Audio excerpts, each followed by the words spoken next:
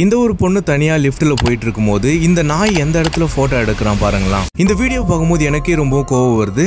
அதே மாதிரி தான் பக்கத்துல இருந்தவரும் கோவப்பட்டு அவனை அடிக்க போறாரு. ஆக்சுவலா இந்த வீடியோ உண்மை கிடையாது, ஜஸ்ட் இது ஒரு பிராங்க் தான். இந்த ஒரு பிராங்க் எதற்காகனா ஒரு சோஷியல் எக்ஸ்பெரிமெண்ட்காக. பெண்கள் தனியா போகும்போது அவங்களுக்கு வர பிரச்சனைகளை எப்படி எதிர்கொள்ளணும் அப்படின்றதுக்காக தான் இந்த வீடியோ.